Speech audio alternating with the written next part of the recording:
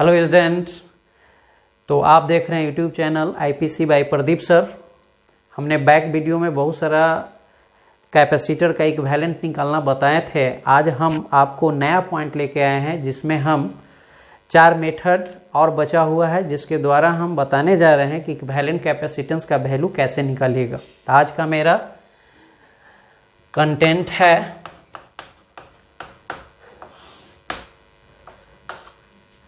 आज का 4 कंटेंट है।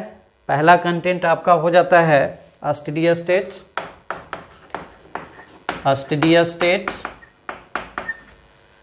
दूसरा है equivalent capacitance of infinite capacitor, यानी कि इनफाइनाइट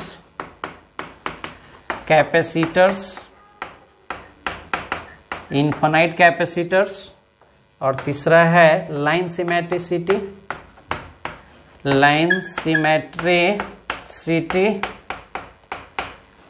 और चौथा है पाथ सिमेट्रिसिटी।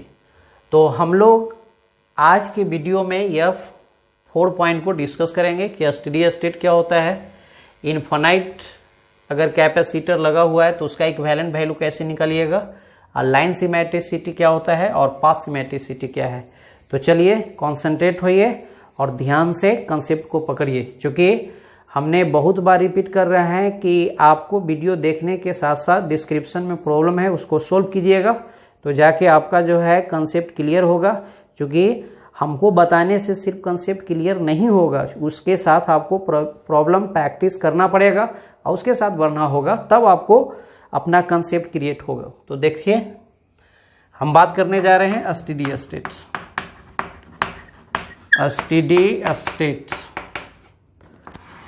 तो देखिए स्टेडी स्टेट किस स्टेट को बोलते हैं। तो हम आपको बैक क्लास में बताते थे कि अगर कोई कैपेसिटर है और इसको बैटरी से चार्ज करते हैं, ठीक है ना, यहाँ पे जो भी बैटरी हम लेते हैं वह सब डीसी करंट सप्लाई करता है, क्योंकि डीसी करंट पर हम ही थ्योरी पढ़ रहे हैं। एसी करंट के लिए कुछ थ्योरी एप्लीकेबल हो जाता है और कुछ हम उसको मॉडिफाइड करके यूज करते हैं। तो फिलहाल ये आपको सब डीसी बैटरी होता है। तो मान लेते हैं कि यह बैटरी क्यू चार्ज सप्लाई करता है, तो क्यू चार्ज सप्लाई किया तो 1 टाइम इस पे जो होता है या इस पे चार्ज स्टोर हो जाता है। तो जैसे ही इस पे चार्ज स्टोर हो जाने के बाद अब होता क्या है कि जब इस पे जितना मैक्सिमम चार्ज स्टोर होना चाहिए था, अगर उतना चार्ज मैक्सिमम चार्ज स्टोर हो जाता है, तब होता क्या है कि यह बैटरी का जो पोटेंशियल होता है या कैपेसिटर का पोटेंशियल दोनों इक्वल हो जाता है। अगर बैटरी का पोटेंशियल और कैपेसिटर का पोटेंशियल इक्वल हो जाने के मतलब यह हुआ कि बैटरी को जितना चार्ज स्टोर करना चाहिए था वह स्टोर कर लिया है। लेकिन यही कभी कभी सिचुएशन यह होता है कि मान लेते हैं कि जब बैटरी कैपेसिटर को डायरेक्ट बैटरी के साथ जोड़ देते हैं तो जो बैटरी का पोटेंशियल होता है वो कैपेसिटर का पोटेंशियल हो जाता है। लेकिन अगर हम यह कैपेसिटर लिए और कैपेसिटर के साथ एक रेजिस्टेंस लगा दिए और फिर डीसी सेल ले लिए, इस टाइप के सिचुएशन होता है।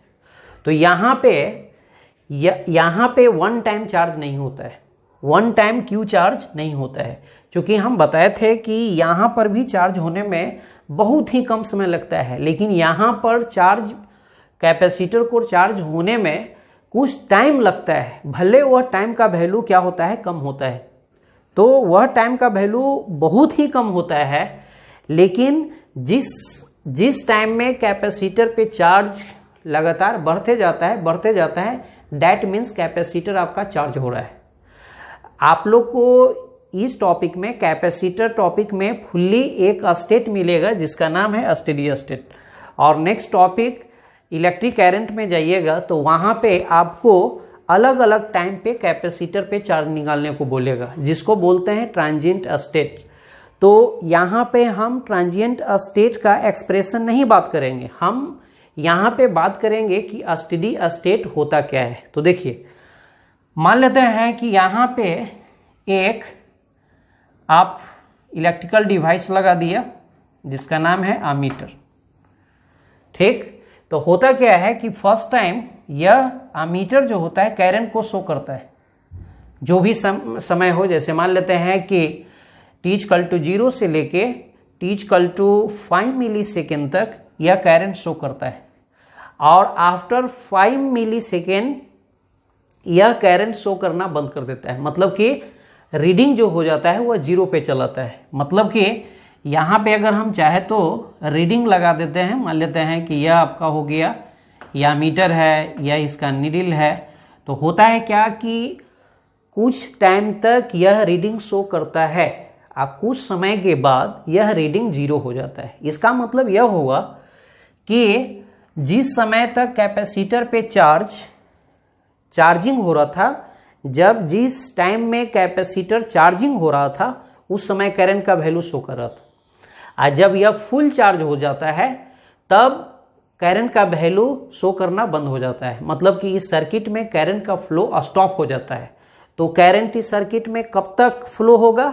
जब तक कैपेसिटर चार्ज होते रहेगा, और जब कैपेसिटर फुल चार्ज हो जाता है दैट मोमेंट इसमें करंट का फ्लो बंद हो जाता है, और दैट मोमेंट कैपेसिटर पे मैक्सिमम चार्ज स्टोर हो सकता है। माने कि जब कैपेसिटर फुल चार्ज हो जाता है तब उस कैपेसिटर पे मैक्सिमम चार्ज स्टोर हो जाता है, और मैक्सिमम चार्ज जिस इंस्टेंट होता है उसके बाद का जो स्टेट होता है उसी स्टेट को बोलते हैं स्टेडी स्टेट।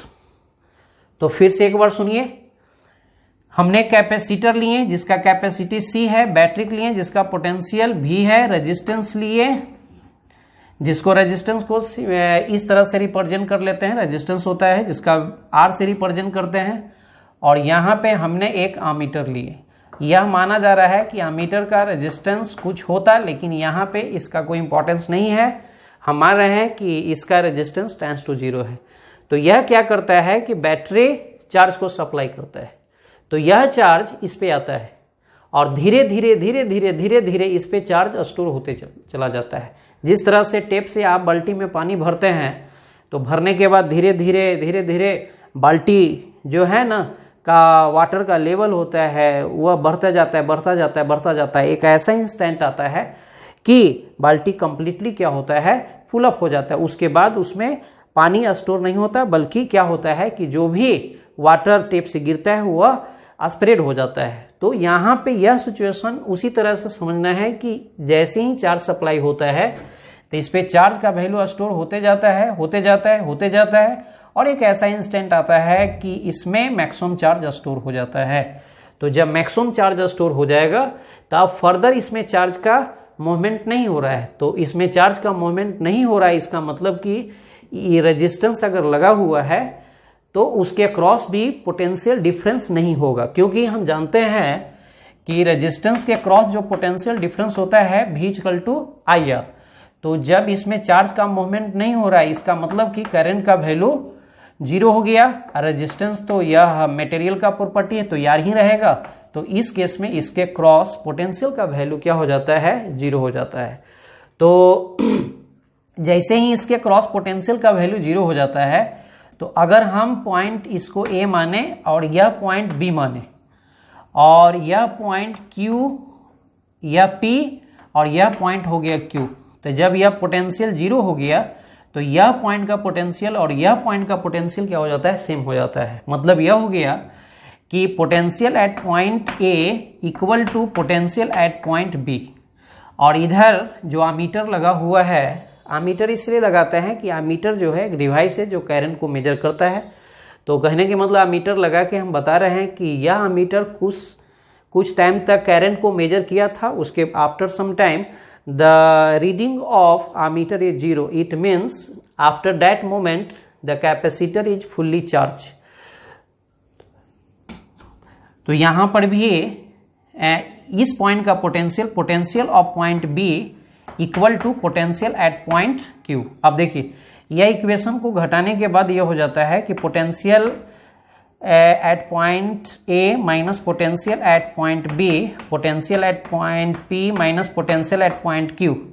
तो यह देखिए पोटेंशियल डिफरेंस इसका बता रहा है।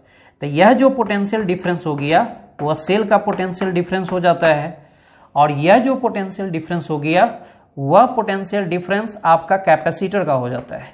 यह पोटेंशियल डिफरेंस कैपेसिटर का हो जाता है। इसका मतलब यह हो गया कि जब स्टेडी स्टेट होता है तो उस समय बैटरी का पोटेंशियल डायरेक्ट कैपेसिटर के पोटेंशियल के बराबर हो जाता है, और दैट मोमेंट उस पे मैक्सिमम चार्ज, मान लेते हैं कि प्लस क्यू चार्ज स्टोर हुआ, इस पे माइनस क्यू पोलराइज हुआ।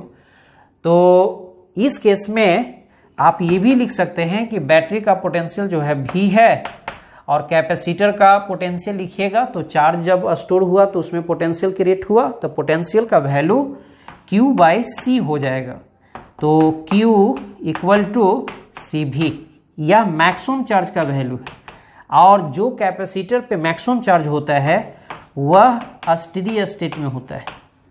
इसी स्टेट को बोलते हैं स्टेडी स्टेट। मतलब कि इस स्टेडी स्टेट में कैपेसिटर पे मैक्सिमम चार्ज होता है, और यह स्टेडी स्टेट के पहले का जो स्टेट होता है, जो हम लोग इलेक्ट्रिसिटी में पढ़ेंगे, जिसको बोलते हैं ट्रांजिएंट स्टेट। ट्रांजिएंट स्टेट, इसमें क्या होता है कि इस पे अकॉर्डिंग टू टाइम चार्ज का वैल्यू वेरी करते रहता है, जो हम आगे इसको करंट टॉपिक में बात करेंगे। तो फाइनली आप क्या क्या समझे? स्टेडी स्टेट समझ गए। तो स्टेडी स्टेट में क्या होगा? The state of a capacitor, the state of a capacitor in which the maximum charge is stored, is called a steady state. Steady state, यही आपका स्टेडी स्टेट हुआ। तो क्लियर माने? ठीक है ना? क्लियर इसको माने, नेट एंड क्लीन है। इस पर कुछ हम आपको और सिचुएशन बता रहे हैं और क्लियरिटी के लिए। तो अगर ऐसा सर्किट है और आपको मैक्सिमम चार्ज पूछ रहा है तो डायरेक्ट बैटरी के पोटेंशियल कैपेसिटर के पोटेंशियल इक्वल कर दीजिएगा। जैसे नेक्स्ट एग्जांपल, जैसे मान लेते हैं कि एक कैपेसिटर लगा हुआ है, यह रेजिस्टेंस है, और यहां यह रेजिस्टेंस बैटरी इस टाइप से कनेक्टेड है, और बोला है कि कैपेसिटर पे मैक्सिमम चार्ज कितना होगा। मैक्सिमम चार्ज दो तरह से पूछ सकता है, what is the maximum charge on capacitor, और what is the charge on capacitor in case of steady state. दोनों केस में दोनों तरह से क्वेश्चन पूछा जा सकता है। तो देखिए, मान लेते हैं कि यह 12 वोल्ट का बैटरी लगा हुआ है, सपोज कीजिए यह 2 ओम, यह आपको हो गया 10 ओम, और यह 5 ओम, और यह 4 ओम, और इसका कैपेसिटी मान लेते हैं कि 10 माइक्रोफराड है। इस टाइप के आपको सिचुएशन रहेगा। तो देखिए बहुत आसान है। पहले समझिए, यह बैटरी चार्ज इस तरह से सप्लाई करेगा, तो यहां पे जब चार्ज पहुंचेगा तो यह 2 ब्रांच में बढ़ जाएगा। कुछ चार्ज इससे होके चला जाएगा बैटरी नेगेटिव टर्मिनल की ओर, और कुछ चार्ज इससे होके जाएगा, कुछ चार्ज इससे होके जाएगा। तो इससे होके जो चार्ज आपको जाएगा, तो उसमें होता क्या है कि इस चार्ज के वजह से यह कैपेसिटर जो है चार्ज होना स्टार्ट हो जाता है। चार्ज हो रहा है। चार्ज होते होते एक ऐसा मोमेंट आता है कि इस पे मैक्सिमम चार्ज स्टोर हो जाता है। तो फिर यहाँ से जो आपको चार्ज जा रहा था, तो इस पॉइंट से जो चार्ज का डिस्ट्रीब्यूशन हो जाएगा, वह डिस्ट्रीब्यूशन बंद हो गया है। मतलब कि अब वह सिचुएशन हो गया कि जिस ब्रांच में कैपेसिटर लगा हुआ है, उस ब्रांच में चार्ज का फ्लो बंद हो गया। कैपेसिटर पर ही नहीं बल्कि पूरे ब्रांच के मतलब जिस ब्रांच में कैपेसिटर लगा हुआ है, उस ब्रांच में आपको चार्ज नहीं फ्लो करेगा। चार्ज नहीं फ्लो करेगा इसका मतलब कि इससे करंट फ्लो नहीं कर रहा है। करंट नहीं फ्लो कर रहा है इसका मतलब कि इसमें कोई पोटेंशियल नहीं है। तो यह दोनों स्टेडी स्टेट में यह दोनों कैपेसिटर के पास, सॉरी दोनों रेजिस्टेंस के पास, यह दोनों रेजिस्टेंस के पास पोटेंशियल ड्रॉप जीरो होता है। तो डायरेक्ट यह पॉइंट और यह पॉइंट का जो पोटेंशियल होगा वही पोटेंशियल आपका यह पॉइंट और यह पॉइंट के बीच होगा। तो हम इसका जो पोटेंशियल निकालेंगे, यह पॉइंट और यह पॉइंट, क्योंकि यह पॉइंट और यह पॉइंट और यह पॉइंट ए पॉइंट, यह आपको पैरेलल कॉम्बिनेशन हो जाता है। तो पैरेलल कॉम्बिनेशन में पोटेंशियल सेम हुआ है। वजह है कि इसका कोई पोटेंशियल क्रिएट नहीं हो रहा है। पोटेंशियल क्यों नहीं क्रिएट हो रहा है? क्योंकि यह स्टेडी स्टेट में इससे कोई करंट फ्लो नहीं हो रहा है। तो हम इसका अगर हम पोटेंशियल निकाल लें तो यहाँ पर भी सेम पोटेंशियल इसका होगा, लेकिन यहाँ और यहाँ का पोटेंशियल है 12 वोल्ट। तो ये नहीं कर सकते हैं कि और इस पॉइंट और इस पॉइंट का भी पोटेंशियल 12 वोल्ट होगा, क्योंकि यह जो आपको रेजिस्टेंस लगा हुआ है जिसके वजह से इसके बीच का पोटेंशियल डिफरेंस क्या होगा? चेंज हो जाएगा। अगर सपोज कीजिए कि यहाँ पे यह रेजिस्टेंस नहीं लगा रहता, तो नहीं लगा रहता तो यह पॉइंट, यह पॉइंट, यह पॉइंट, तीनों पॉइंट सेम पोटेंशियल पे होता, इधर भी तीनों पॉइंट सेम पोटेंशियल पे होता। तो कहने के मेरा मतलब यह है कि यह रेजिस्टेंस के वजह से आपको इस पॉइंट का पोटेंशियल जो हो रहा है डिफर कर रहा है इस पॉइंट के पोटेंशियल से, और इधर यह पॉइंट का पोटेंशियल यह पॉइंट का पोटेंशियल सेम है, लेकिन यह पॉइंट और यह पॉइंट सेम पोटेंशियल पे नहीं है।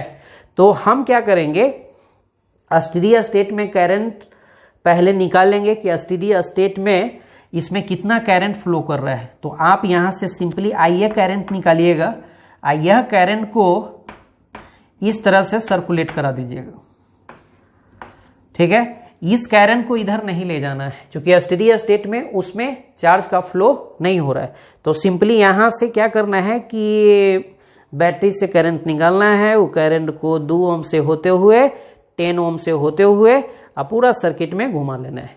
अब यहाँ का पोटेंशियल डिफरेंस हो गया 2i और यहाँ का पोटेंशियल डिफरेंस हो गया 10i। तो डायरेक्ट इस और इस पॉइंट का पोटेंशियल डिफरेंस हो गया, डायरेक्ट यहाँ से यहाँ का पोटेंशियल डिफरेंस बात कीजिएगा तो 12i, और यहाँ से यहाँ का पोटेंशियल डिफरेंस हुआ किसके इक्वल है? 12 वोल्ट के इक्वल है। तो इसका मतलब यह हो गया कि 12i जो हो गया वह 12 वोल्ट के बराबर हो गया। तो i का वैल्यू हो गया 1 एम्पियर। तो आपको निकल गया कि इस ब्रांच में कितना करंट का फ्लो हो रहा है।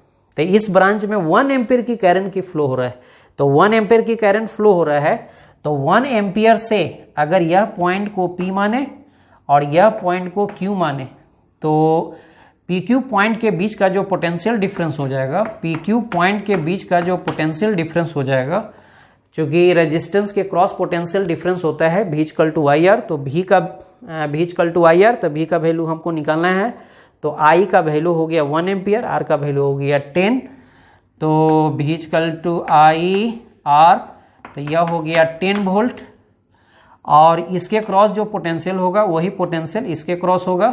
तो यह पोटेंशियल कैपेसिटर का भी पोटेंशियल कहलाएगा। तो मान लेते हैं कि इस पे मैक्सिमम चार्ज प्लस Q है और इस पे माइनस Q है।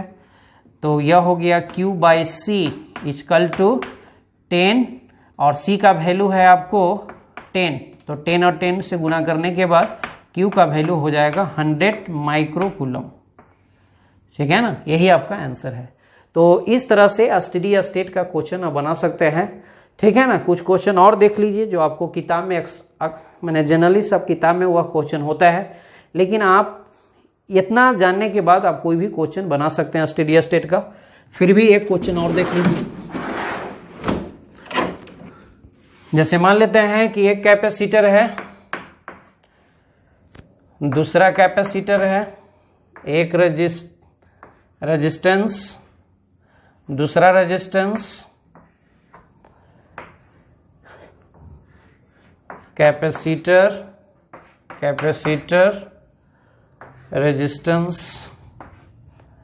रेजिस्टेंस, और यहां से एक, यहां पे कनेक्शन अभी नहीं, और यहां से बैटरी से जोड़ दी, ठीक है ना। इस टाइप के कुछ क्वेश्चन आपको दिया हुआ है। अब बोला है कि प्रत्येक कैपेसिटर पे चार्ज बताना है।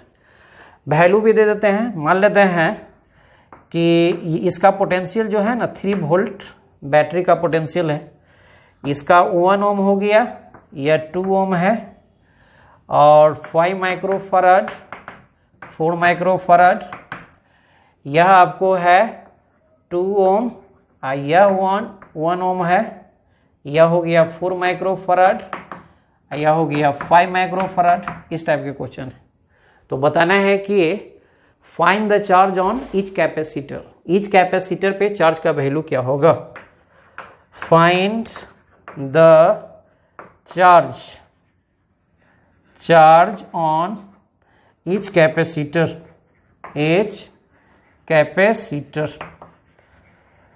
हाँ तो थोड़ा सा देखिए, कॉन्सेंट्रेट हो जाइए।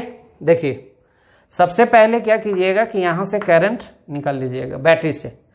तो होगा क्या कि ये जो करंट निकलेगा तो इस ब्रांच में फर्स्ट टाइम तो सभी ब्रांच में चार्ज जाना है, फर्स्ट टाइम सभी ब्रांच में चार्ज आएगा। लेकिन जैसे ही स्टेडी स्टेट होगा, स्टेडी स्टेट में, तो यह स्टेडी स्टेट में फुल चार्ज हो जाएगा। तो सपोज किया कि इस पे चार्ज हो गया, Q1 आ गया माइनस Q1, इस पे चार्ज हो गया Q2 अब माइनस Q2, इस पे चार्ज हो गया प्लस Q3 माइनस Q3, और Q4 अब माइनस Q4। ऐसा सपोज किए कि स्टेडी स्टेट में पहुंचने के बाद प्रत्येक कैपेसिटर पे इस तरह के चार्ज हुआ।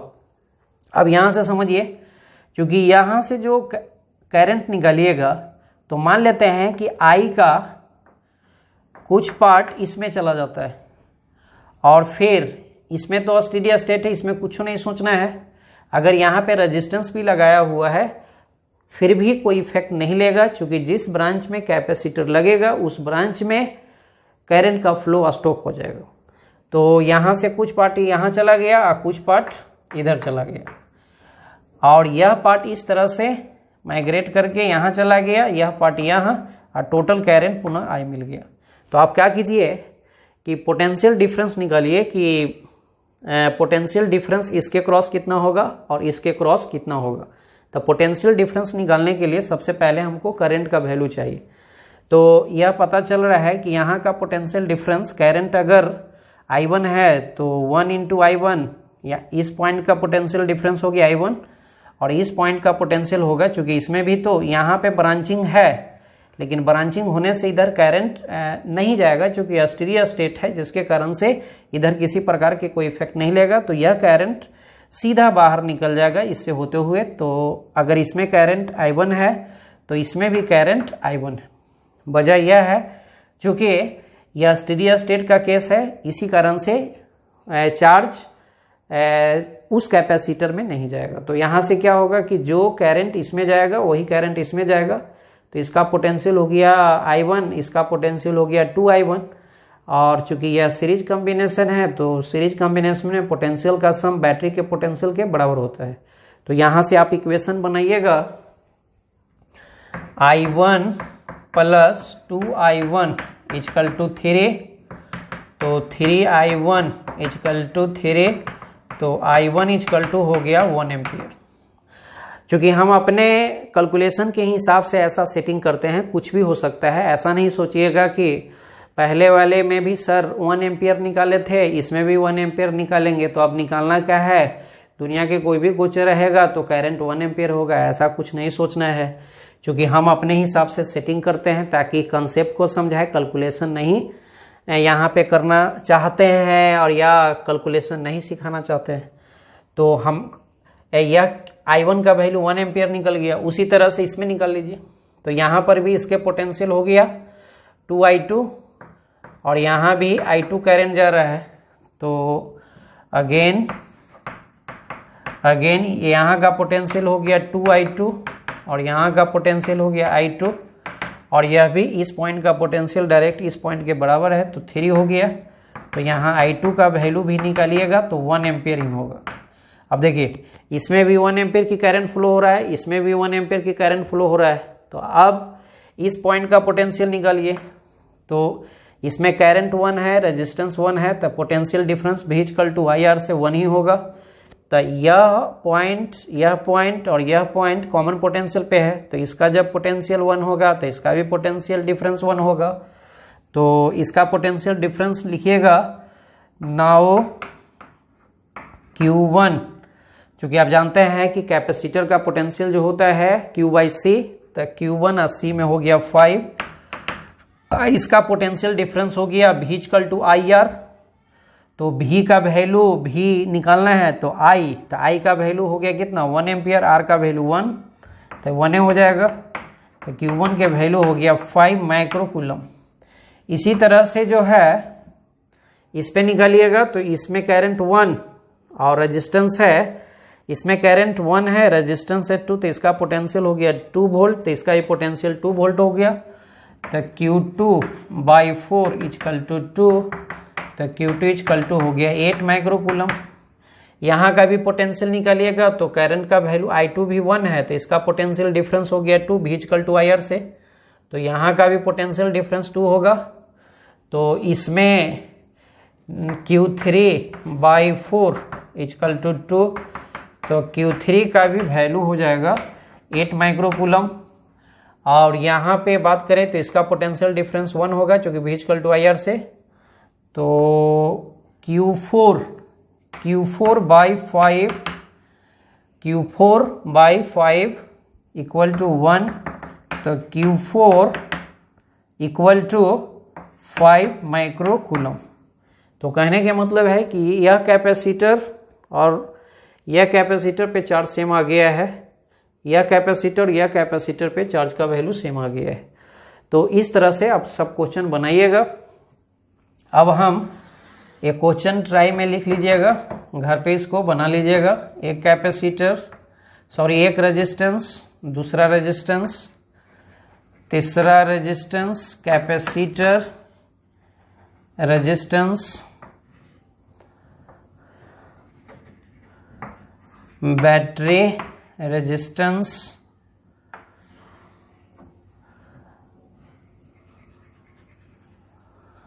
ठीक है।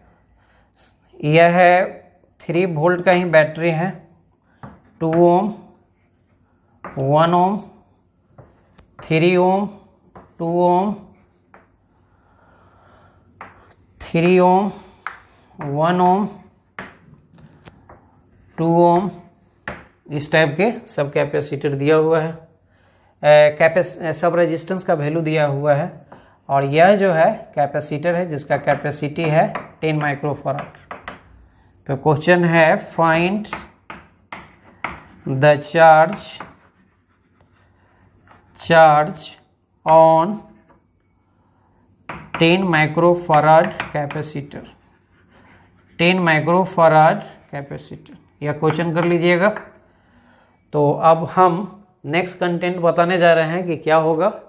अब नेक्स्ट पॉइंट में हम बताने जा रहे हैं कि अगर बहुत सारा कैपेसिटर हो, माने कि इन्फिनाइट कैपेसिटर हो, एक पर्टिकुलर फैशन में अरेंज हो, तो उसका कैपेसिटी कैसे निकालते हैं। तो इसको पहले नोट करिए, स्क्रीनशॉट ले लीजिए सब।